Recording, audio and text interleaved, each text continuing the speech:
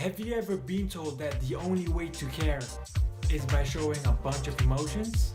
And have you ever experienced that those very same emotions is what is causing internal conflict and is holding you back in your day-to-day life?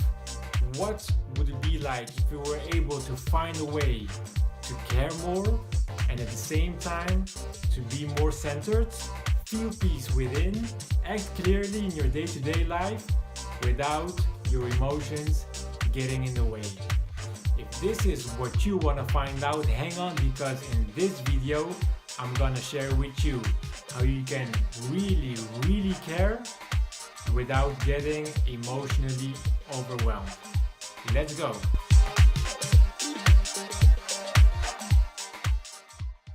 So the question is it possible to care without being overwhelmed by emotions?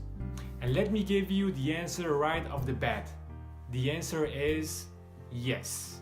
See, a huge misconception out there is that many people think that in order to show that one cares, they have to show an excess of emotions, either positive or negative. We believe that we need to get angry, upset, sad, yell at others, cry, or become overly happy or excited. We think that we need to show these emotions to prove that we care, and if we don't, we are not human.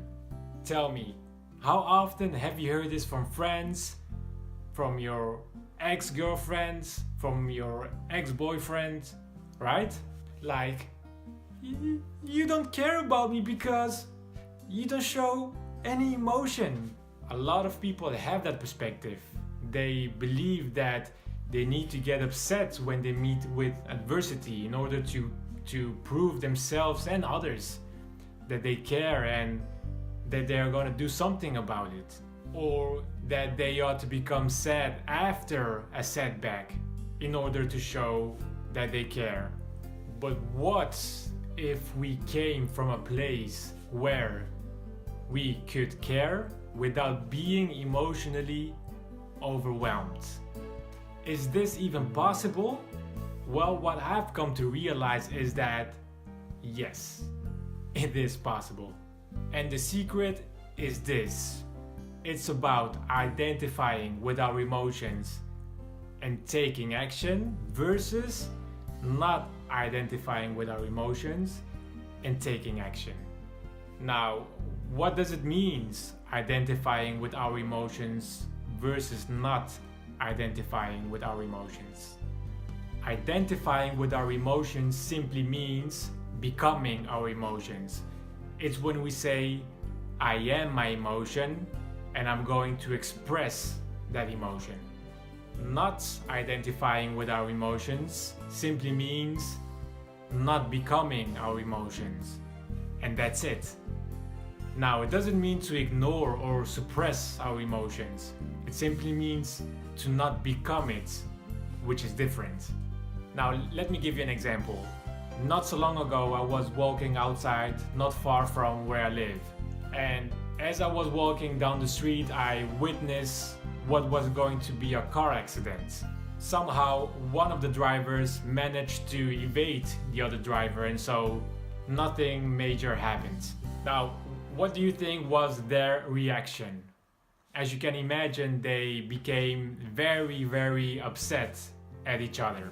As I was contemplating their reaction, it dawned upon me that the reason why they got upset at each other was because they became and were expressing that negative emotion that was inside of them.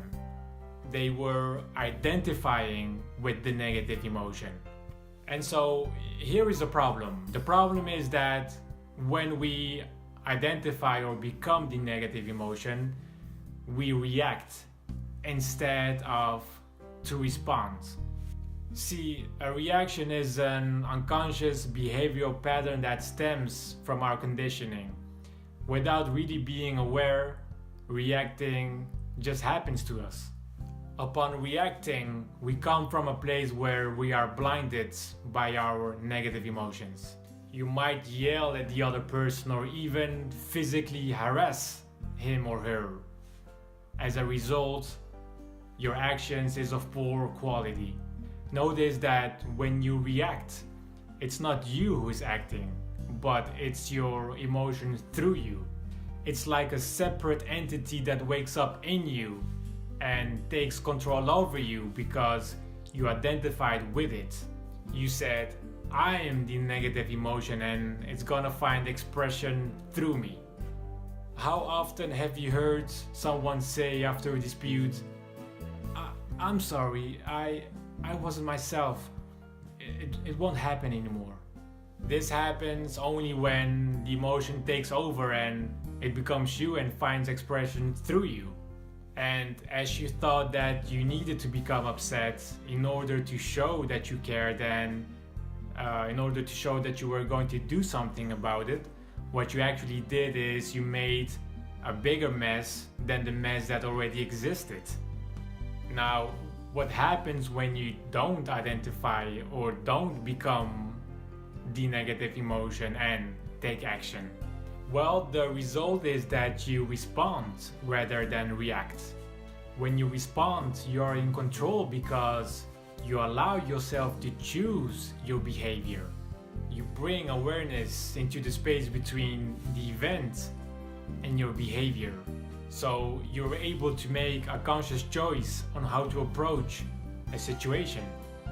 Eventually you come from a place of clear perspective and you're not blurred by heavy negative emotions. Consequently, your actions and solutions are of high quality. That, my friend, is very, very powerful. To be able to respond when all hell breaks loose. To keep your composure, to show compassion, and to speak words of love, even though others have done you wrong. Then you're on top of the world, my friend. So I implore everyone watching this to take a second and to respond rather than to react. To not identify or become the negative emotion as it is causing more pain. Bring awareness into the space between the event and your behavior and allow yourself to make a conscious choice. Choose kindness, choose compassion, and choose love, because that, my friend, is the way to show that you truly, truly care. Thank you so much for stopping by and watching this video. If you liked it, please hit the thumbs up, and if you want to see more of these videos, don't forget to subscribe. Also, I have a goodie for you. It's an ebook called The 7 Secrets to Manifesting with the Law of Attraction. It's a helpful and practical guide that will help you achieve your goals faster. If you want a copy, go down below to the description now and get your copy. It's completely free. My name is Gabriel from BoundlessWe, reminding you of your true potential, and I'll be seeing you on the next video. Till then, take care and peace.